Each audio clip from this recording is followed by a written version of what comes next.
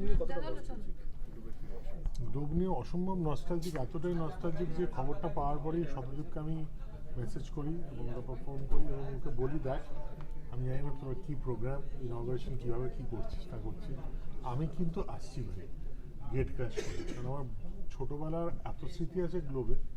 So globe reopen করছে, এটা আমার কাছে কলকাতার নাগরিক হিসেবে একটা বিশাল দিন, সিনেমা ইত্যাদি সে তো পরের ব্যাপার। সো অসম্ভব নস্টালজিক। বাবার সঙ্গে বহুবার এসেছি গ্লোবে, এখানে ওয়েসিস বলে একটা রেস্টুরেন্ট আমাদের খুব প্রিয়, দুজনেই খুব প্রিয় ছিল, সেখানে গিয়ে আমরা মিক্সড গ্রিল সিজলার খেতাম।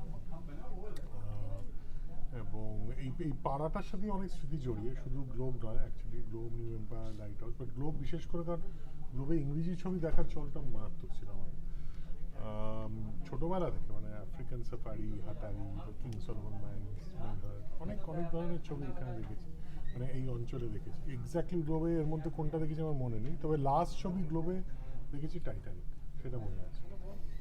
সো টাইটানিক দিয়ে 2004-এর গ্লোব শেষ, 2024-এ আবার বছর 20 পরে টেক্কা দিয়ে শুরু। তো এটা একটা ঐতিহাসিক সমাপতন, সেটা খুব ভালো।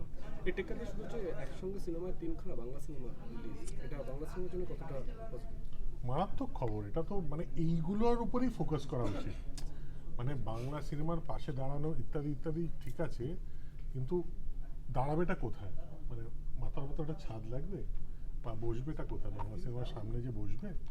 তো সেই যে এই যে একটা পর একটা হল বন্ধ হয়ে যাচ্ছে, সেই মুভমেন্টের প্রতিরোধ হলো এই ধরনের ঘটনা। এবং শুধু এটা থেমে গেলে চলবে না, আরও অনেক অনেক হলস রিওপেন করতে হবে, প্রচুর হল।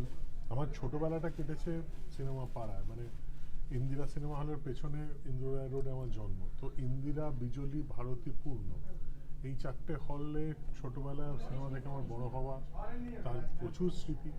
এবার সেটার মধ্যে এখন শুধু পড়ে আছে বিজলি, পূর্ণ বন্ধ, ভারতী ভেঙে মল হয়ে গেছে, আর ইন্দিরাও রিসেন্টলি বন্ধ হয়ে গেছে।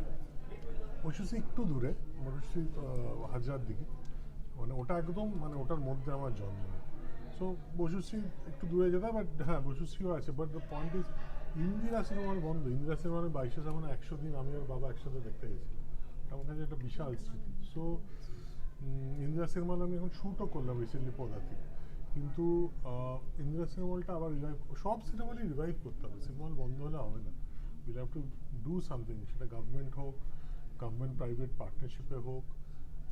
So very thankful to Shatadeep যে ওই ইনিশিয়েটিভটা নিয়ে, এরকম একটা 1826 বিদেশে আমি যখন যাই, ইটালিতে যাই কিংবা প্যারিসে যখন যাই, আমি দেখি ওখানকার পুরোনো সিনেমা হলগুলো কীভাবে কনজার্ভ করে, কীভাবে প্রিজার্ভ করেছে। মানে এক একটা সিনেমা হল মনে হয় যে সিনেমা, এবং সেগুলো কিন্তু current running cinema hall, operational cinema hall, সেই সিনেমা হলে মনে হয় যে মিউজিয়ামেও ঢুকছে আবার সিনেমা হলেও ঢুকছে, এত সুন্দর একটা স্ট্রাকচার, এবং এটা খুব ভালোভাবে মেনটেন করে।